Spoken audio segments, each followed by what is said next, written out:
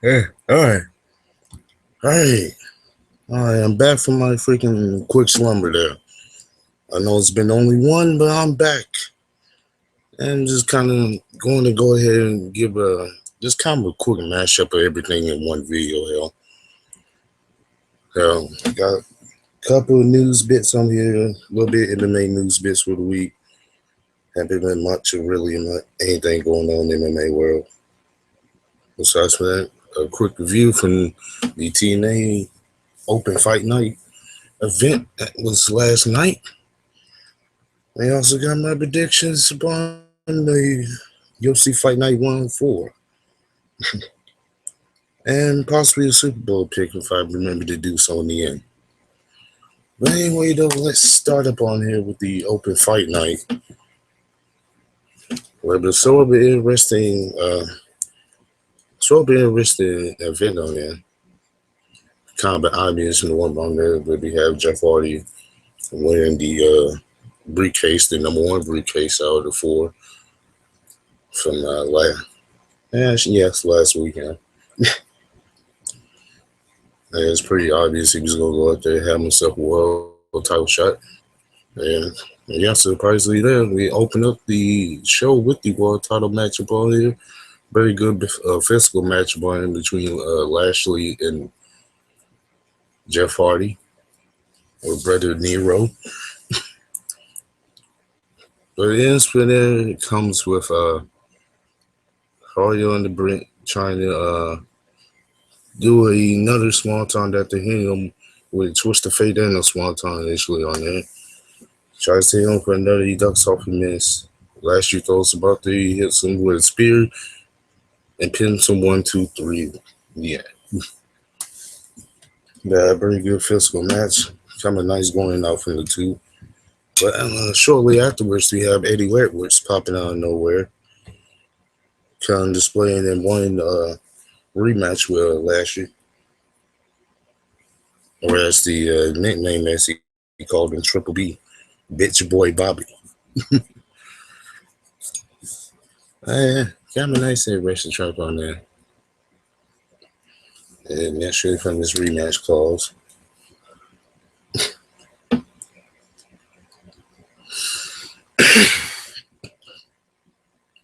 So there we go on there.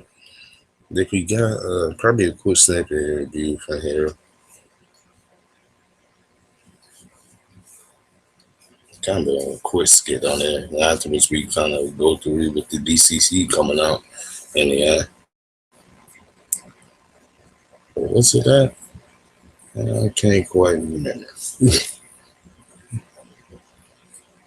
Well, I do remember we had a couple of quick skits on there. Kind of a bunch on the first skit we had from there was when Tyrus and Eli Drake Smash Moan kind of previewing what they're going to pick. Yeah, but another quick skit that involves Rosemary and Brandy Rhodes, with the initial statement that Rosemary is trying to persuade Brandy to join her and join the group as K, where Brandy keeps rejecting the offer. So this kind of infuriates Rosemary. And it's safe to say for sure that Brandy Rose might be a target of Rosemary's in the future. The next match we get from there is a knockouts match where we have Sienna going against Brooke, Brooke, aka Brooke Tessamine. Kind of just freshly coming back from overall from having kids and starting a family. Good for the lad. So, but another somewhat physically intense match, but mostly a dominant match for everybody seeing. But we have a sprite moment towards the end of Brooke trying to come back, which includes applying a kind of back headlock submission on there with the bridge up from her. And not to mention on there towards the end also a quick distraction, giving it along from Maria Canals Bennett. Yeah, freaking Sienna knocks over Brooke over in the end and hits her with a finisher, the kind of freaking Monty Brown press with the pounds. But I guess they call it the silencer. But yeah, she hits with the silencer and Sienna wins 1, 2, 3 with these. Yeah. So over monetary beat now, getting a little bit heel heat after the match. Not too much room from there.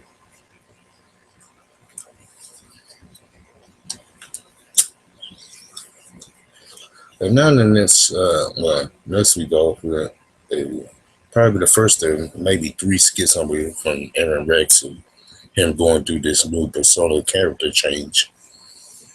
Wherever he has going with rock stars, but the whole thing's kind of confusing to me. I guess he kind of fancies himself as a freaking. Excuse me. As I was saying, he kind of, I guess, refers to himself as a freaking quote unquote freaking fancy bit of royalty. I guess playing some kind of, I guess, prince or king type gimmick, whatnot. But a pointless skit, and probably many of them to come from that. Next up, we have the DCC, which they kind of opened up their briefcase and they announced that they won a Falls Count Anywhere match with Decay. To the norm, which Decay accepts, and the match goes on from there. Should say another physical match and a very brutal match on that. Very nice display of violence, I would say, from both teams. They have multiple spots which includes basically going through the bar wire, I guess, skinny table. Have a bunch of chair flinging shots from there. And this kind of chair shots galore, table spots galore. Yeah, crazy to see you going through a freaking night, setup table in there, set up by James Storm.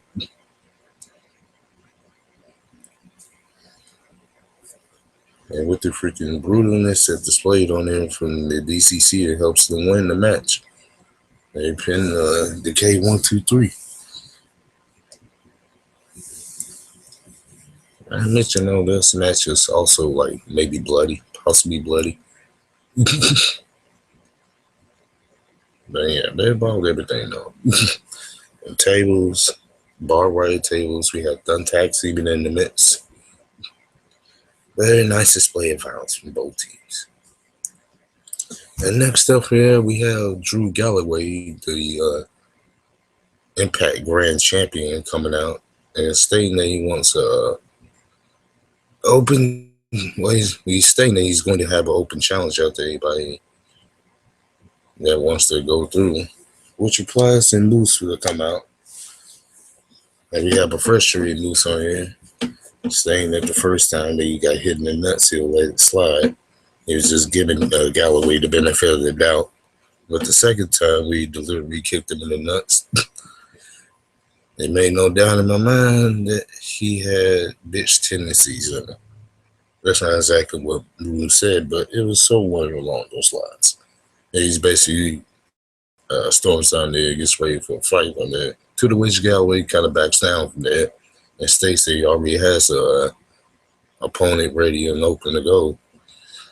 To the which the opponent's name, if I'm correct, is Rob Rising.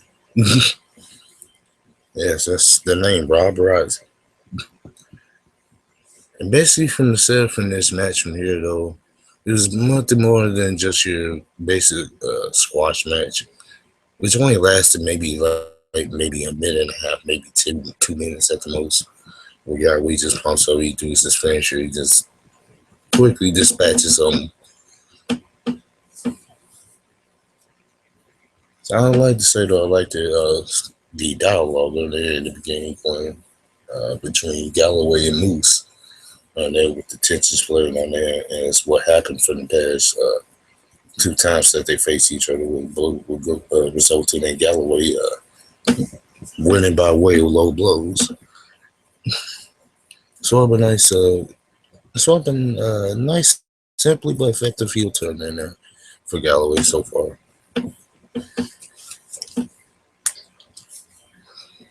And we move on from there. We have Trevor Lee that comes out.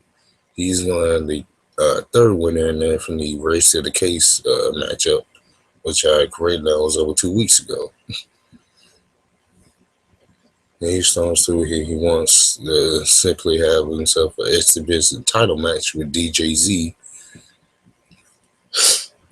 And it's going to be contestant in a ladder match. And from the match, it goes on from there. Kind of an unfavorable matchup, though, now, dealing with the ways what DJZ going through, suffering a leg injury, or should I say more or less an ankle injury in there last week from the hands of old Shane Mills on there. And, what is that guy's name? Trevor Lee, I think. And I say what's up out there to you, Mass. It's good to see you out here spending a little bit of your free time over here watching me stream. So we appreciate it to you, Mass. I did gotta thank you in there for a second, though, Mass. You kind of let me get a chance to refresh my mind a little bit. But, right. As we go through for the match on here, sort of a brutal match, a hard struggle. That's basically the story is the hard struggle for DJC trying to compete on here with a devastating leg injury, defending his title against Trevor Lee, nonetheless at a ladder match. A nice hitting, probably have to say nice hitting promo on there for Trevor Lee, kind of mocking him for this injury. And kind of add the insult to injury before they go to freaking force him to work his leg out. And to force him to hop up here and get his title by via making a ladder match. But the end result of this matchup was just Trevor Lee couldn't overcome the stabbing massive pain and injury from his ankle suffered out there. And Trevor Lee ends up taking the title away and becomes the new X Division champion. And I don't think there's nothing much more to move on. So we move on to the next intense match in there. And it's EC3. Just kind of gave away there. And it's basically EC3 that is getting challenged by Eli Drake.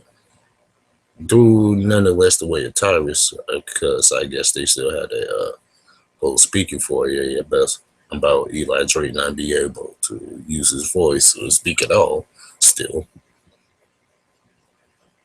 I'm kind of surprised they didn't remember that still. Kind of would have thought they would have forgot about it by now. Anyway, back to the main event from there. A hard-fought physical match on there with a limping EC3 on there, after showing so taking the shirt off. And I guess looking at the cumulative bruises that he has due to him being in such physical matches over the past weeks in TNA.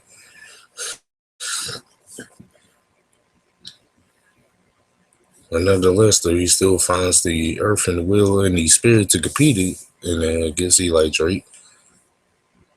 Despite getting dominated for much of the match, so. But in the end on it, he catches Eli slipping with a O'Connor roll on it. He counts him for the 1, 2, 3. And just when it looks like Eli was getting frustrated on there while EC3 was laying out at the end of the match, the lights go out, and we have the DCC popping up out of nowhere. And not only get this attacking EC3 alone at first, jumping along, but they also turn the direction towards Eli Drake and Tyrus and attack them and lay all three men laying out in the end. Now, from what that goes from there, I don't know. But I do kind of find it intriguing and very likable to a sense. I'm very intrigued of what is going on in the future for this storyline. And for these six in particular. Despite the fact that I kind of think they're ending the BCC and the K feud a little bit early. A little bit too early, in my opinion. Kind of slip up a quick beef on that. But, kind of hit my own phone on charger. Damn. But nonetheless, on there, I'm very intrigued on it. Nice. And probably if I was the rank on there, TNA, I'd probably give it a better rank on there for what I gave from Raw and SmackDown this week. Maybe a slightly better one, maybe like a 6 out of 10, slightly better. Nice physical matches involved. Got some storyline advancements going along here. I can't really get me no further on that because I am somewhat confused by some of the directions of the storylines will go with. But I'm also intrigued about what possibilities the storylines can go through next. So I hope they continue from there to the next week.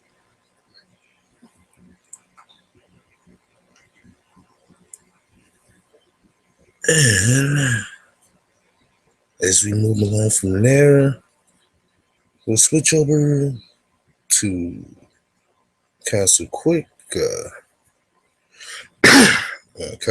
news bits over here from the MMA world, somewhere specific to the UFC. And the first bit of news on there is that Beck Rollins, who is the only fighter on here to miss weight today, well, earlier today up here at the weigh-ins for UFC Fight Night 104. And a total weight for her that she was a pound and a half over the 115 strawweight limit, which probably means something that she was like 117 and a half pounds, which is not good. And she kind of goes on along and swiftly along expedition on Twitter, trying to explain the whole situation and apologizing to her fans. And she states that earlier this year that she was diagnosed with secondary hyperthyroidism after struggling with weight and injury. After struggling with her weight and energy for so long. And she also says that due to her hormones, erosion, and everything that fires the beast of the body has taken a hit from these nasty weight cuts to 115. Then today I pushed my body to its absolute limit to try to hit 116, and my body failed me. I know people don't exactly know what weight cutting entails and are quick to judge and talk shit, but I know I did everything in my power to make weight today. I'm in calling for 125 for this reason. Women's bodies are not designed to cut extreme amounts of weight. I am not the only UFC fighter with these issues. We need more divisions. She is still fighting that Tetcher. She's still fighting Tetcher, her team ATT, where they understand it and knew I couldn't cut anymore and just wanted a good fight tomorrow night, which we will give.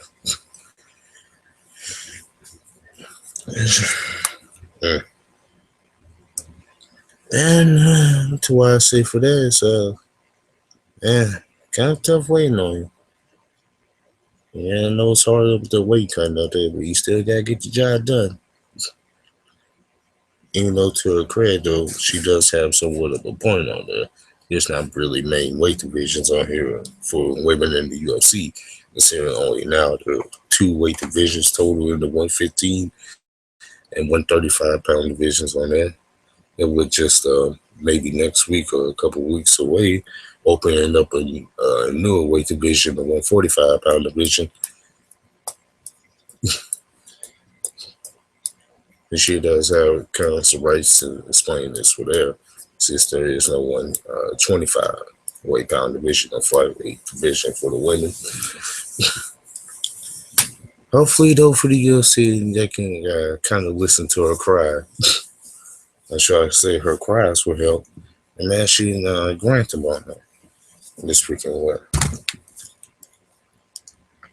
I'm just saying, okay, it doesn't really make sense to have two-way divisions, and don't go be your only active division over here for the women.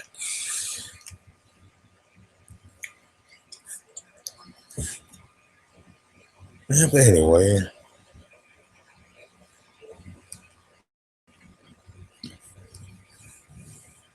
you got Paige Van Zant is discussing over here. They see is over here and polishing up her striking game and training with the featherweight champion Chris Cyborg.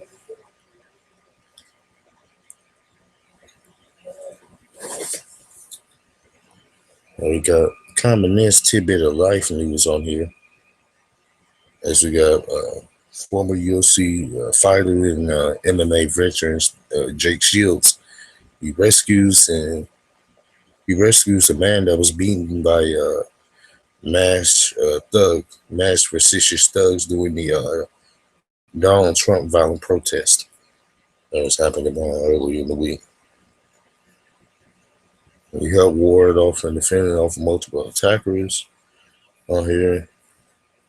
And there's well, I should say there is video evidence from this on here. You can probably follow along there on YouTube, and if not, you can also check them on his official Twitter page on here for the video too.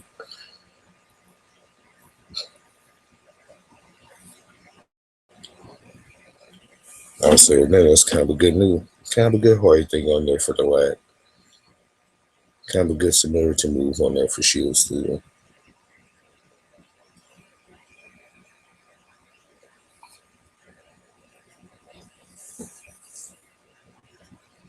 Right. Let's see. Before I forget about it, we got some Bellator news on there. And having an official venue setting on there for the Bellator 175 event, Rampage versus Chemo 2. It will take place in the All-State Arena in Rosemont, Illinois. Rosemont, Illinois. There's just maybe a few extra miles or so outside of Chicago area, and we exactly live on Spike TV.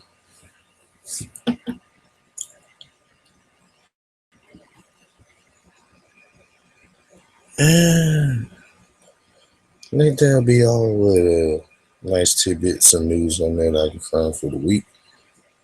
More of anything, though, let's get to these predictions over here. Let's get to these UFC predictions.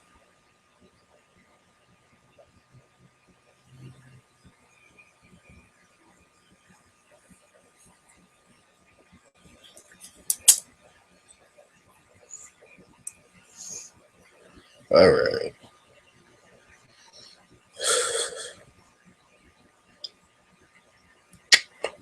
If I ever could, I can get myself loaded up here where I can get to the actual true fight card and go from there.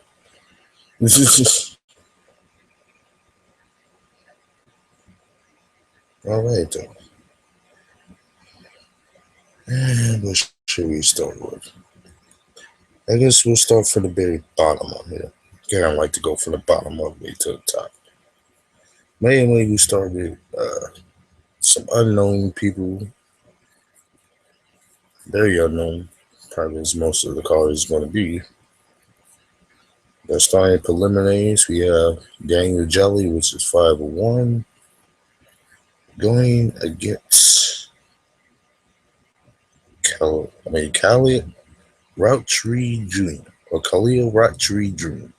with a 5-2 record. And you see how they both guys have average striking and both okay takedown defenders in the sense of it all. So looking for him is going to be more of a striking sense of it. This bout will be contesting the light heavyweight division. And looking for anything, at least if anything invests on paper that tells me that I'm going with Routtree Jr. And I'm guessing probably by knockout somehow. Next fight from there, we have Alex Morano, who is 13-3. He's going against Nico Price, who is 9-0 in the UFC. I mean, well, not in the UFC, but he's 9-0 in his total MMA record. And looks like another possible striker versus striker matchup. But a matchup I would favor more than Alex Morano. And we have the formerly 115 pound, formerly 115 pound matchup between Tessa Torres and Beck Rollins, which is probably gonna be down catchweight. And Tessa is 7-1. Nice, impressive run in the UFC so far. Going against the Ultimate Fire standout Beck Rollins with 7-5 total MMA record. And just looking from here from the numbers in the sense of it, it looks like this is going to be one of those.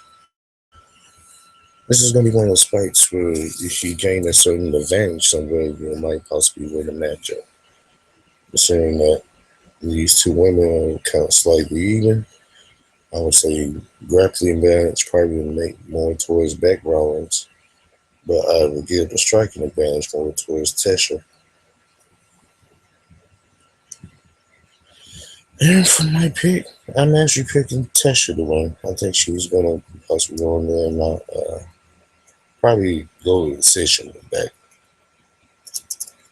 And next fight from there, we have Ricardo Ramos going against Michinoru Tanaka.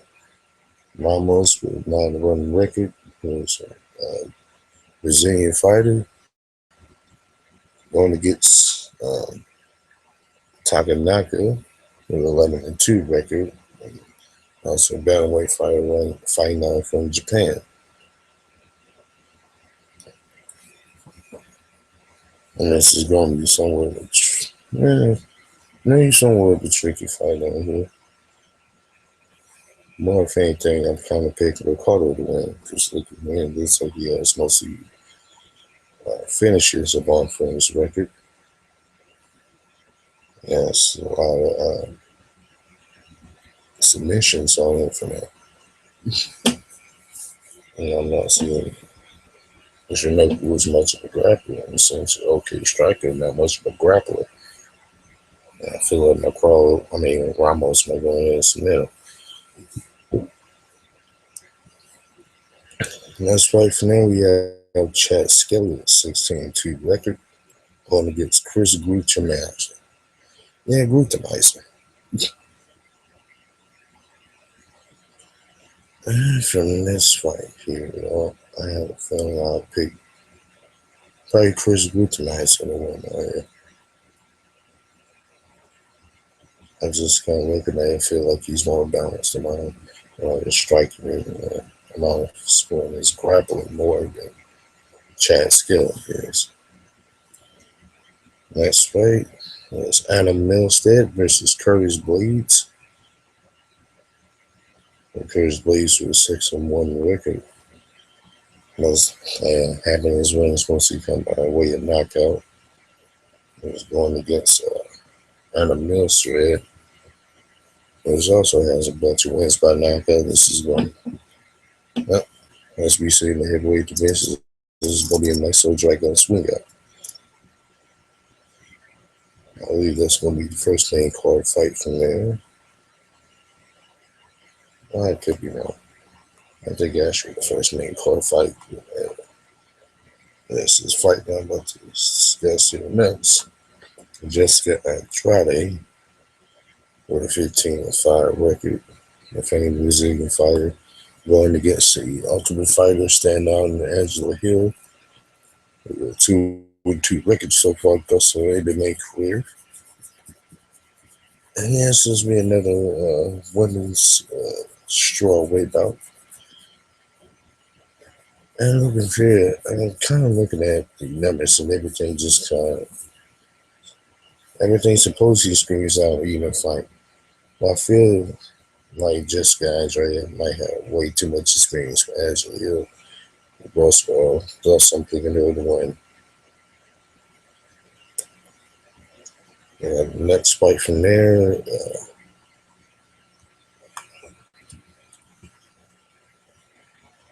shall I say, next fight from there is Anthony Hamilton Anthony Hamilton with a 15-6 record going against Marcelo Fuerte. The newcomer in the UFC who has an 8-1 record. This was standing coming out from the Bells of Brazil. Somewhat of a wrestling fighter in a sense. Not much because somebody looked like most of his fights are accumulated by decision. At least looking at here, I feel like Anthony Hamilton might get the win to get the knockout. Next fight from there, we have Ovince Crew is going to get, Ovince Crew with 19-9 record is going against Volkar Odismela. And the Swiss has a 12-1 record. And this is going to get tested in the balance of 205. If I'm correct on that, Ovince Crew is eventually pinned down to have another opponent. And this seems like this is going to be the replacement that they found up there. Going to be doing on a quick notice on here about a quick 10-day. 9 or 10-day notice on here for Volker. I guess it's going to be somewhere of a good experience, Mark, because I don't really see him winning. It should be a route to a fight for Ovince to win and press. Next fight from there. And we should be getting to the well-famed fighters if you haven't noticed so already. And also we're getting deep into the main card. But next fight on here is Abel Trujillo with a 15-6 record. He's going against James Vick with a 9-1 record. This is going to be a nice barn burner and a nice, well-advanced striking affair. Probably going to be more so an advanced brawl because both of these guys are nice intense brawls on there. And impressive strikers, so they have to follow. Trujillo probably has more of the brawling style in a sense. But he's going up against a nice technical Chris kickboxer over here, James Vick. Over here. This is going to be a nice, exciting display of since with both men they have the person knockouts to roll by. Tough one ain't with a pick on there. I'm picking James Vick over here, maybe for a slight upset because Trujillo's got a slightly favorite on here. I feel like James Vick has more ways to win on here for Trujillo. And I say that feeling because I feel like James Vick has a slightly better ground game overall than what Trujillo has. Nonetheless, though, there should be one more exciting fights of the night.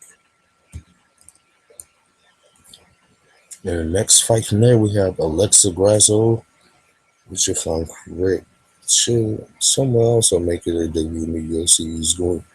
When she has a 9-0 record, she's going against a familiar,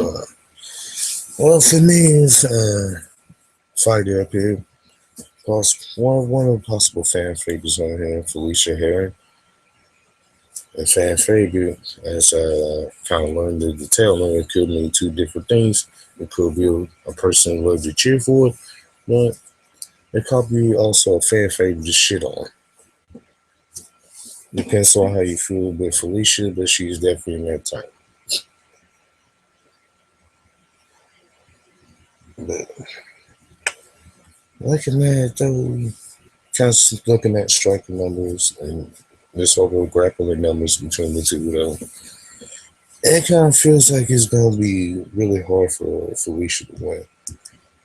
I have Alexa Grasso winning, possibly by knockout. What the hell?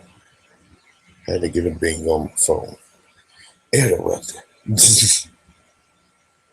Anyway, though, next fight and last fight on the card, the main event of the evening, we have Dennis Ramirez with a 17-5 record. Nice contender standing out in the featherweight division, going against an overturning, how shall I say, overturning division elite and Chad Sung Jung with a 13-4 record.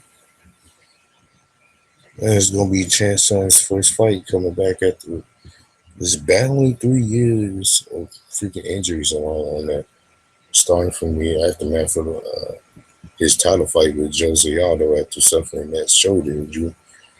And just been battling injuries ever since from then for 3 years straight. And I like contention on there. Has in the sense for Dennis Ramirez to win, especially considering the information I just stuttered out just a second ago about Chad Sung. I can see why a lot of people pick Dennis. I also have a feeling on there that I think Chad Sung is going to get a nice welcome back. It's been way too long since we've seen him. Yeah, that's right. I got Chad Sung winning. I got Jung possibly by submission over here. And I think it's going to be rather exciting fight or rather longer fight. Exciting fight than all South through.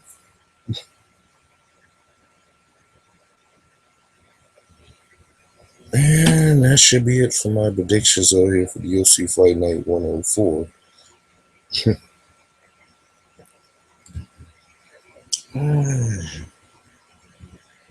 And now on to the attraction that everybody's going to be waiting for.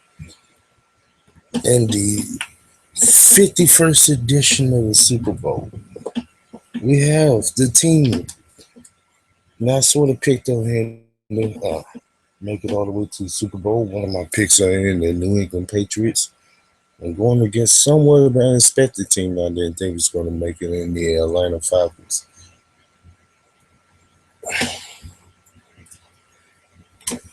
Oh boy.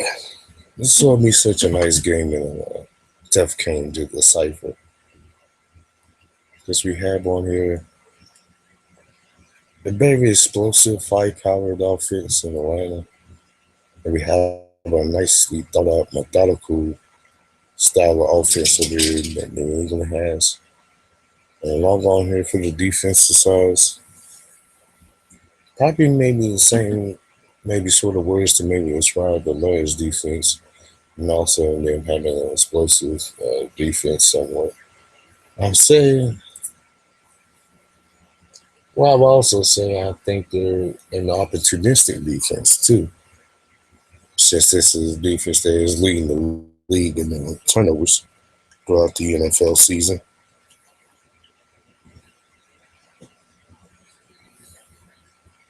It's going to be really tough on there. It's going to be a really tough fought-out game. Probably the first great game you might see in the NFL playoffs. Sadly, though, it might be the last great game we'll see in the NFL playoffs, too. Oh, man, it's a tough goal going out, though.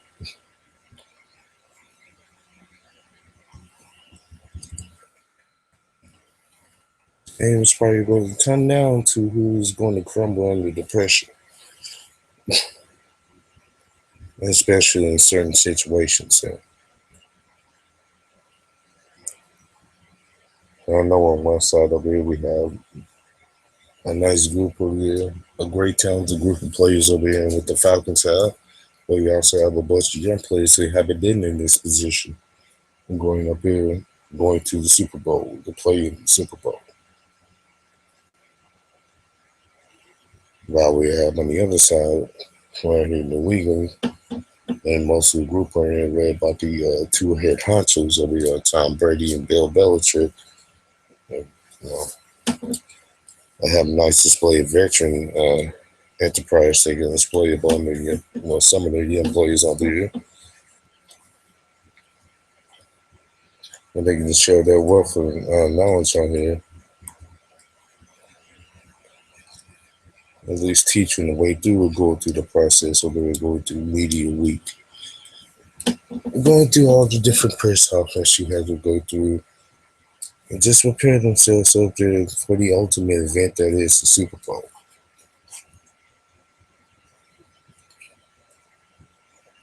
Yeah, really somewhat of a tough game to really choose from. But if anything, though, I have a feeling that the freaking forces of destiny on here, at least the last remaining destiny is, I have a feeling we have gone too far to have this long lasting destiny.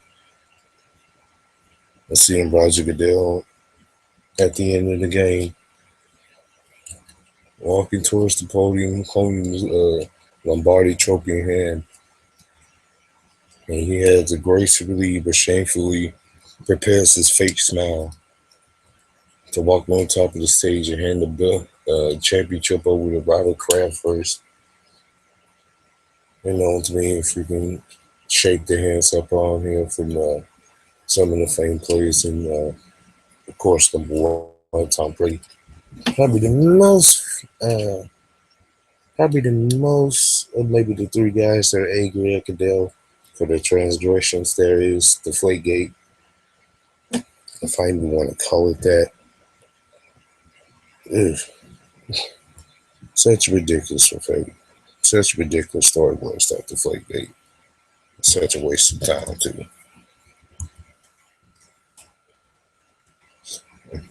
We have that dynamic, but we also we on the other side sort of have a manifest destiny type of deal going up on here. But Atlanta,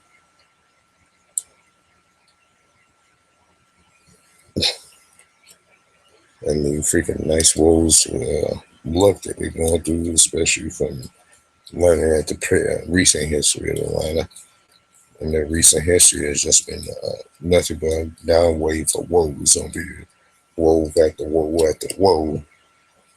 Uh, Especially upon having embarrassing losses and embarrassing moments in playoffs, kind of i.e. in probably a while back in 1999 or so.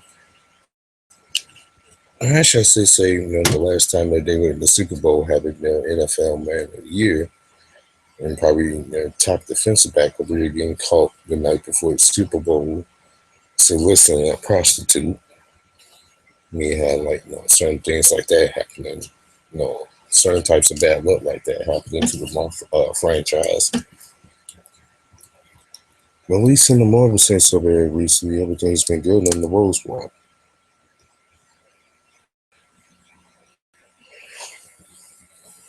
Oh man, this is probably gonna be the truth of it. Probably the two matchups to look at is what's the Falcons? Well, probably both of them are alongside for the Falcons. Where's the Falcons defense going to do up on here to stop Tom Brady? Which I do feel like they do have a good amount of answers to do for it. They can answer with a nice, efficient pass rush, since they do have the slight lead on their side. And not to mention, just a freaking great talented defensive line up here, total. Mr. Late over here by the White Freeney over here, the Wiley veteran that still has it, man. They're still playing that elite level.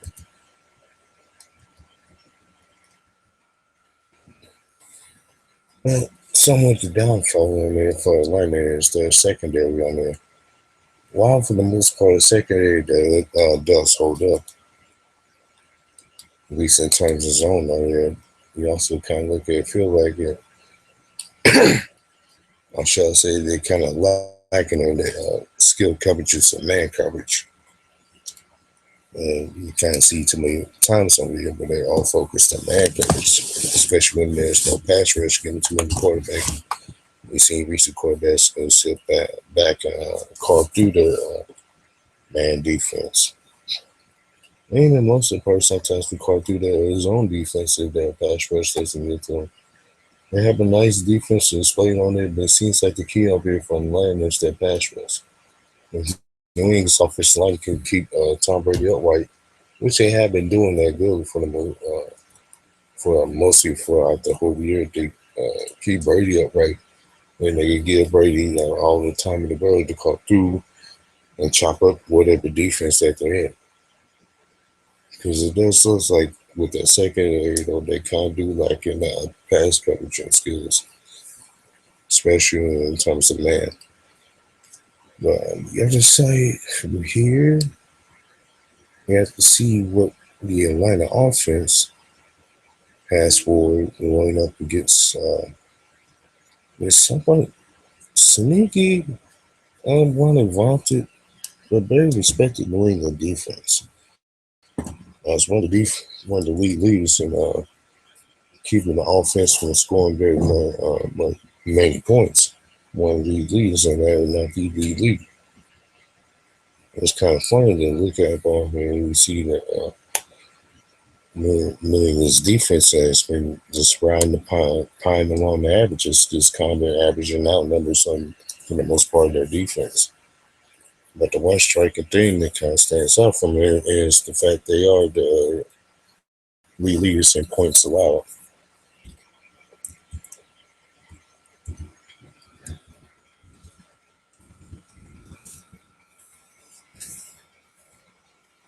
You got to ask yourself along there what are they going to do to stop Julio Jones. And you also got to ask yourself along the questions of if they double Julio Jones, what are they going to do to stop the other receivers? Because we have numbers that are shown on there that just stopping Julio Jones just won't do on here. Especially we have multiple receivers and somewhat Brady White over here and Hamid Sanu. It had been impressive on here. And the twin hairstyles of running backs that they have in Devontae Freeman and Devin Cole. That's a very impressive backs on here that know how to run the ball. Both of them are also very skilled pass catchers too. So for now, Atlanta has multiple options where they can attack the Patriots at. That just doesn't exclude Julio Jones.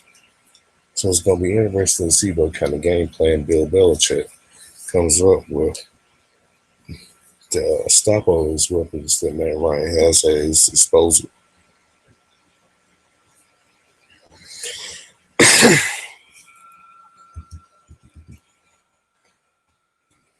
I don't know. I'm thinking about it though.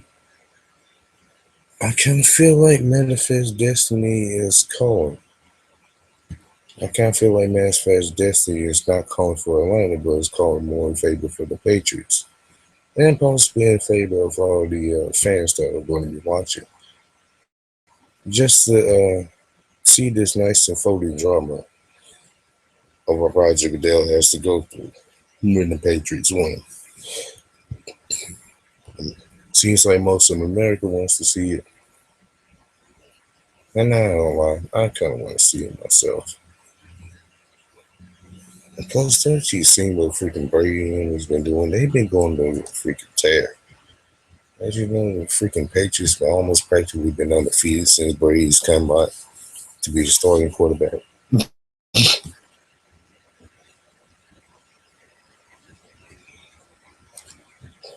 I'm sorry, for just reasons like that, and for the determination that Tom Brady has himself on there. I kind of feel like the Patriots are really doing enough to take it. And don't get me wrong, though, it's going to be probably a very, very hard, very close game. It's probably going to be a very back and forth game throughout this Super Bowl. And possibly also the chance to have a freaking high scoring Super Bowl at that, too. And part of that could be too high scoring for me, but I do, well, maybe somewhat high scoring, but the score I'm about to announce on here. But having on here is the Patriots winning 38-35. That'd be probably my score. And yes, it wouldn't be finished. So the Patriots getting that also last second field goal to win, as they always been known for, especially for the Super Bowls that they won. All right. Now, as I sit back and try to remember through my notes, and we sent through my list, kind of feel like he kind of covered everything. Uh, yeah, probably for those who didn't know, maybe just a little bit more tidbits and news on it before we go. If you didn't know, Seth Rollins suffered a torn MCL, wake of this attack, or should I say, the wake of this beatdown over there, suffering by the hands of Samoa Joe on Monday Night Raw. Well, they say after do a series of tests to run on there, they said that the latest most possible determining amount of time that Seth Rollins is going to be out for is in a span of 8 weeks, which only spans to be somewhere around 2 months.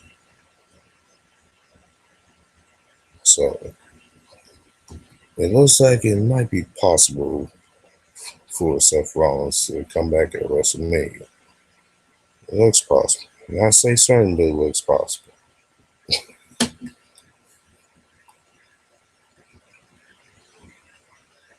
Alrighty.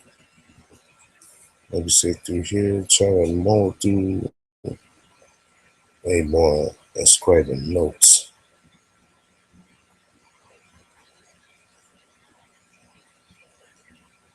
Yeah, I think that might be somewhere there. I mean, besides from that, we have looks like a good, strong number of rumors that have popped out recently, stating that the possible main event for Fastlane is going to be Kevin Owens defending his title going up against Goldberg. And he also said for the finish, for the end is to have Goldberg win the Universal title or there for Kevin Owens at Fastlane.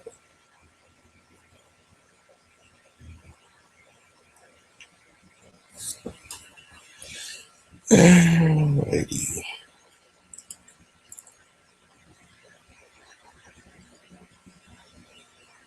I think that might be it. I think that might be all, people. I think I'm going to go ahead and try to pass out before a special event open discussion chat show upon which you can find on the Stein Kaufman channel. And it should be premiering tonight at 8 o'clock Eastern, probably 7 o'clock Central, and such. Going to be, I said, if I'm correct, we're going to be going back to a semi-familiar old format for tonight's show on there. So you should go ahead and check that out.